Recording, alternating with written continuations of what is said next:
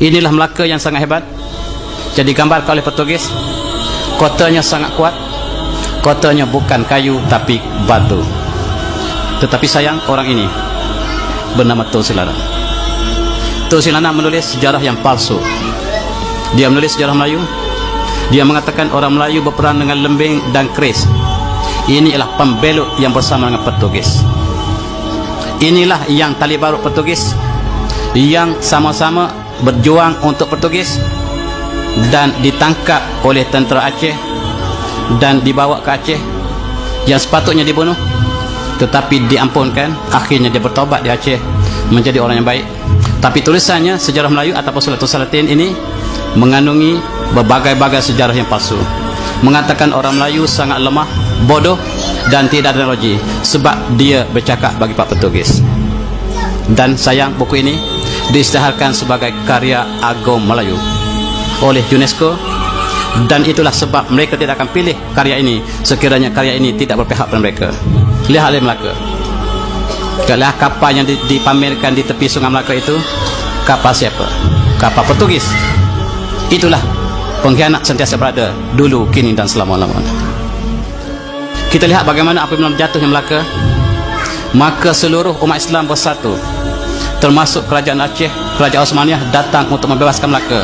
Tetapi pengkhianatnya ialah kerajaan Johor, Pahang, Lingga, Riau. Inilah pengkhianat yang belum dicatatkan dalam sejarah.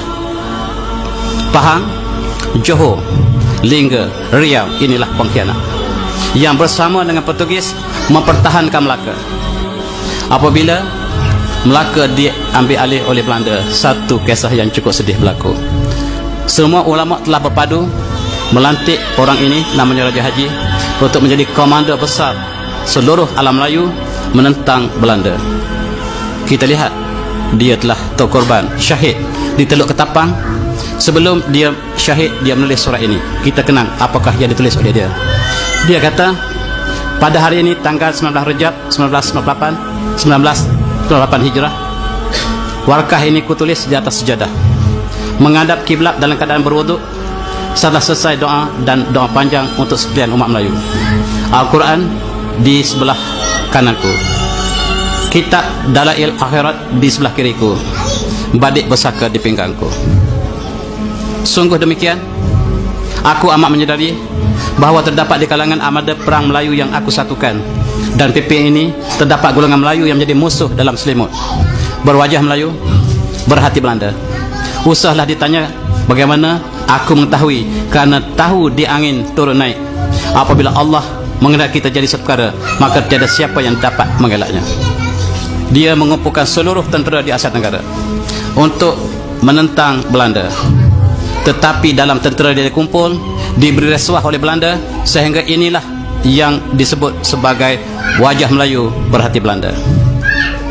Apabila Inggris datang ke sini, berwajah Melayu berhati Inggris. Sejarah telah berulang. Ketika Portugis, berwajah Melayu berhati Portugis. Itulah sejarah bangsa ini, bangsa yang paling mudah dimanipulasikan oleh penjajah. Apa kata seterusnya oleh Raja Haji? Dia kata, biar mereka masuk menyelinap ke dalam kubu kami dan mengepung aku. Maksudnya munafik yang sedang menjadi tali barut British atau Belanda datang mengepung panglima sendiri. Syak Pasik, yakin saleh, batulah yang menjadi juadah. Ini bahasa Raja Hadi. Nah, wahai si munafik, aku sekali tidak pernah takut pada kalian. Marilah kita berdepan sebagai lelaki Melayu yang sejati. Engkau kendolah panji perjuanganmu, aku kendong panji perjuanganku. Nyawa kita di tangan Allah. Matiku di medan perang ini tandanya sentiasalah aku hidup di sisi Allah.